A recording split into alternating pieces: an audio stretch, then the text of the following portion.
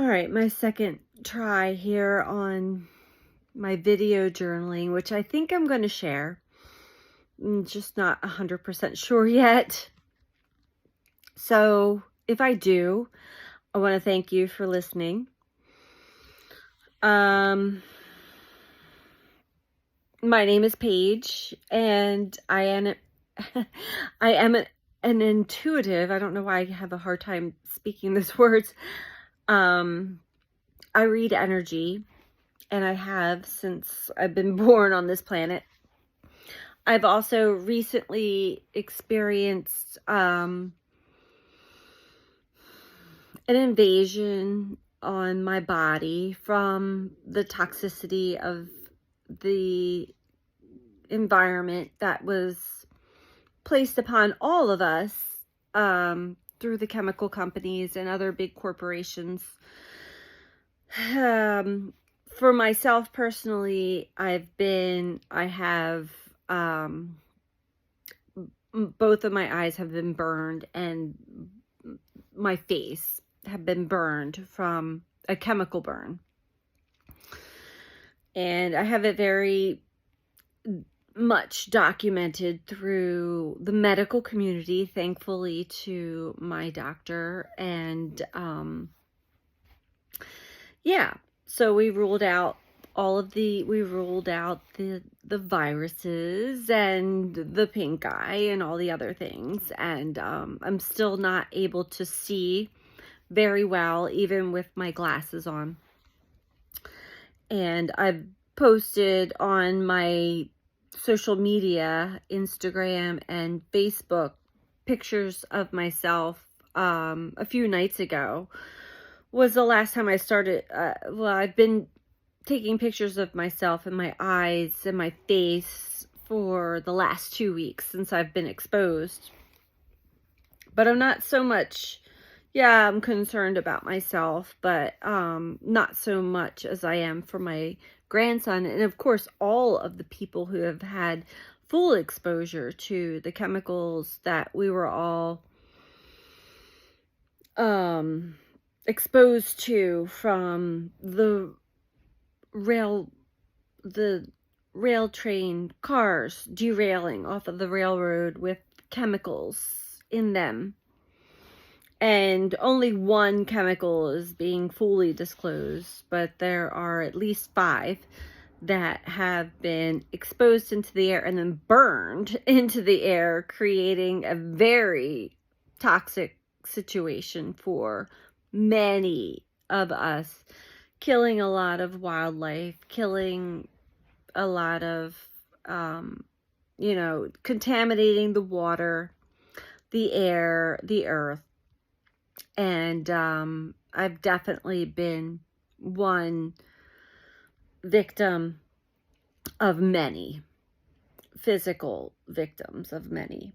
And what has really prompted me to do this video is because as I finally had exposed myself publicly on social media, I waited until all of the other things that it could have been were ruled out, meaning I went through the rounds of pink eye medications and COVID testings and all of those things until it was all completely ruled out and pretty much confirmed that this is definitely at least an allergic reaction to exposure to some substance in the environment, which basically is the medical community's way of saying, yeah, you got a chemical burn. And I don't know if you can even see, my eyes are still red and pink, but they are healing, finally. Starting to heal, though my sight has not returned all the way, or I say all the way, at all. The way my sight has been compromised has not changed yet. But I do plan on seeing an ophthalmologist next week to see what I can do about that. But even with glasses, it's very hard to see. So anyway, not about me or even my grandson, or it's about all of us collectively. The messages that I've been receiving, ironically, with my physical vision being compromised, my third eye, my internal vision, has been profoundly very strong. Excuse me. And I've already made it known that I read energy. I can read tarot. I use tarot as a form of the art or divinity of reading the energy. But basically, yeah, I can intuitively read into basically anything if I really open myself up to it, which we all can do. But being aware and trying to work on my skills and educate myself has definitely assisted in me understanding what I'm experiencing in this lifetime for myself.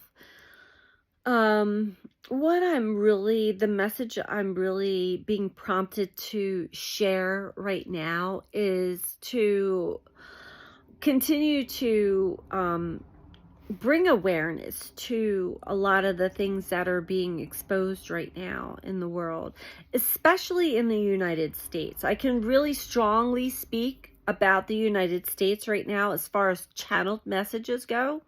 For the last few years, I've been getting a lot of them, and they didn't make sense up until now, fully, because I'm also a student of astrology, well versed in a lot of ways of intuitively understanding exactly what is going on.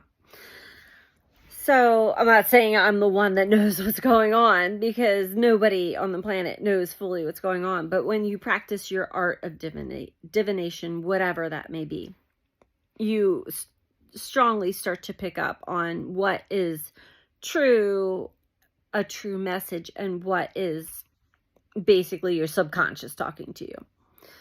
So I've done the work there, and I'm here to tell everybody that that's listening that we're getting wake-up calls left and right all over the place, from natural disasters to accidents to even confrontations that you're having personally in your life right now. These are all wake-up calls from the divine source, from the cosmos, from our essence. And you know it when you get it, because you feel it. You feel it in your very essence and your being. Yet, I can speak of this because I've done this also in my past. I've done this many times. I'm human as well. I understand how programmed and conditioned that we truly are, and we want to believe what we're being told is the truth, especially as consumers, as parents, as beings on this planet. Yeah, I can tell you, if you're not using your own intuition and your own discernment, you are most likely being swayed into believing something that might not be the truth. And I'm trying to be very careful with my words so I don't get banned from social media in talking about this. But those of you who already follow my channel already are aware. And the message is clear that we're not playing around anymore. It is important that we unite and support each other and get together with each other to rise above a lot of these,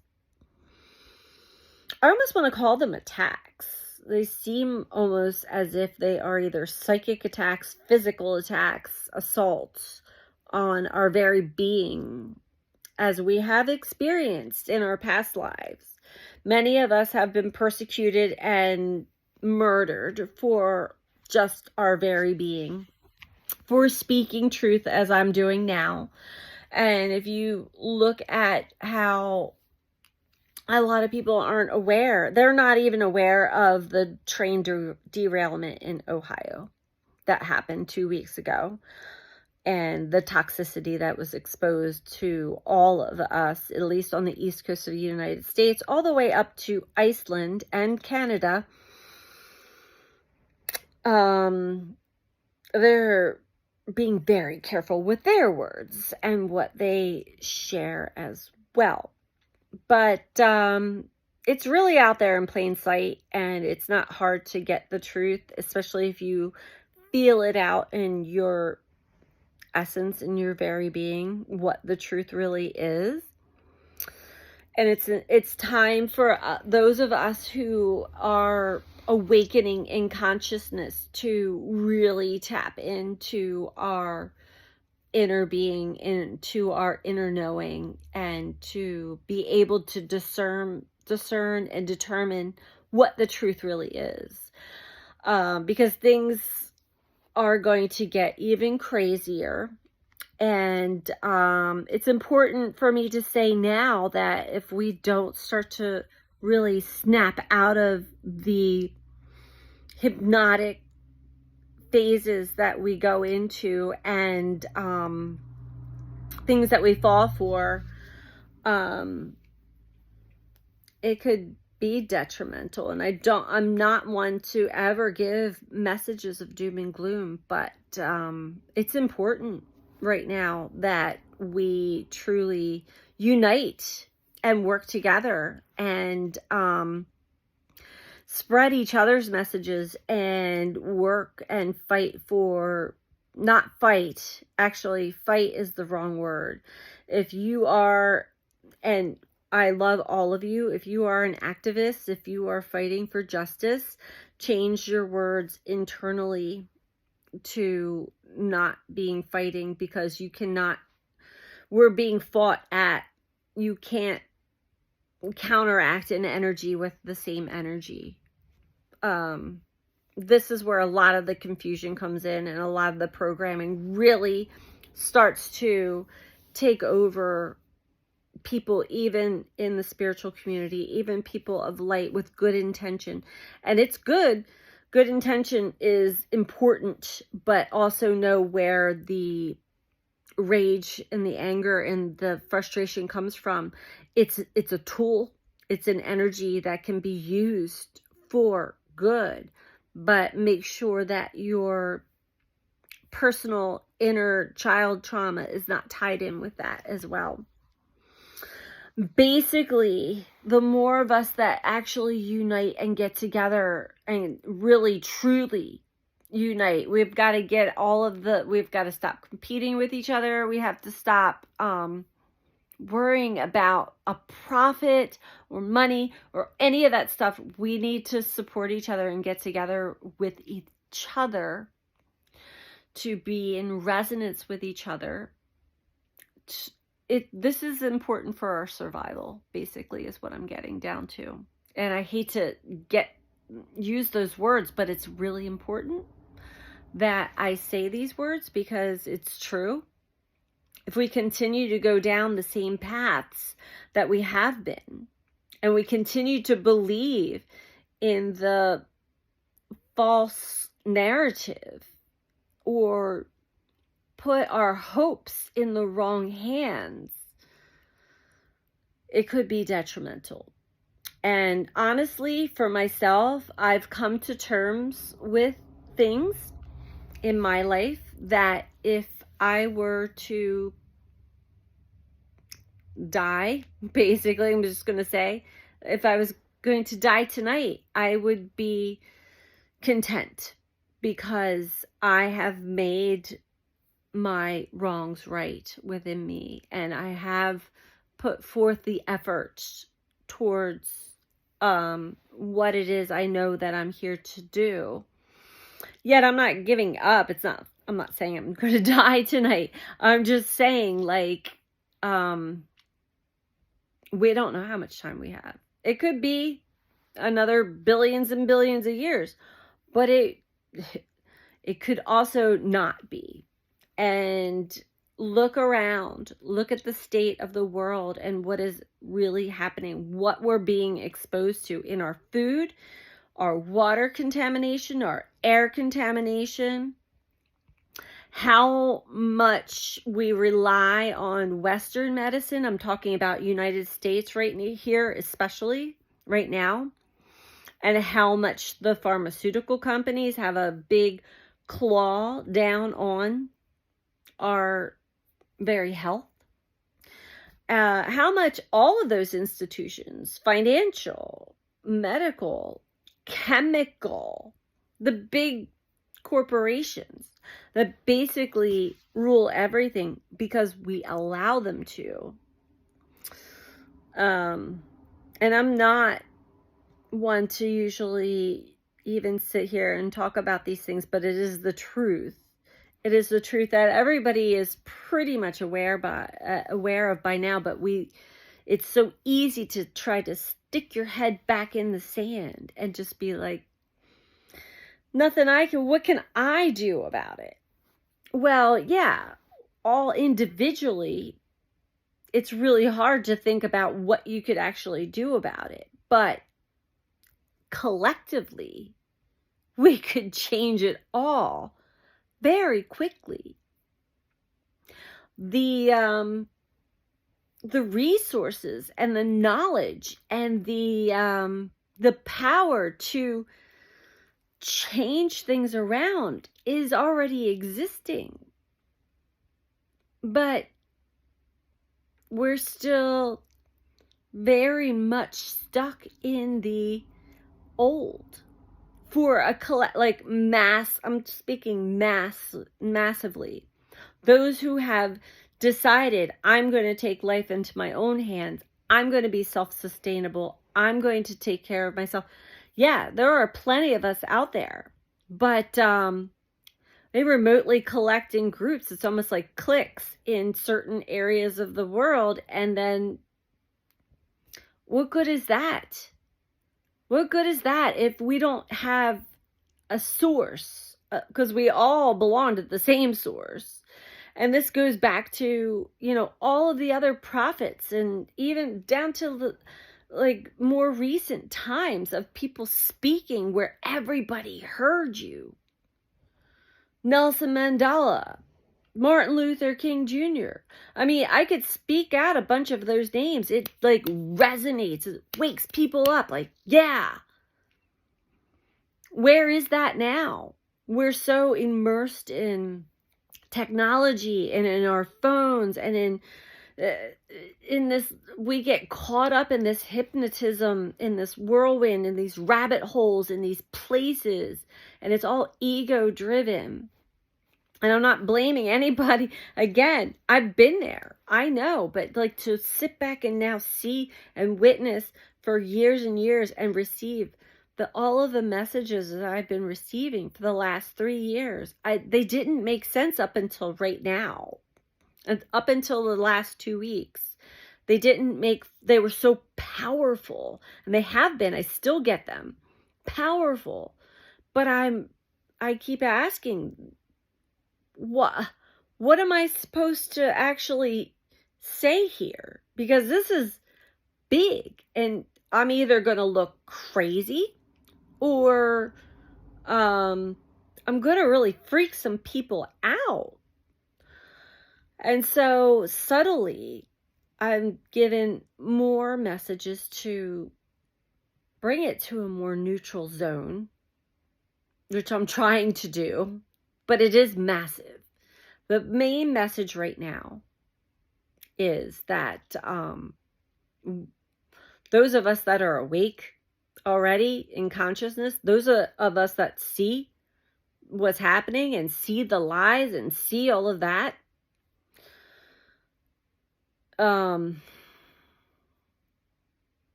we can't stay quiet. We can't wait for others to wake up anymore. It is up to us to do things like this, to just make a video, to make a piece of art, to express yourself somehow, some way, and not be afraid.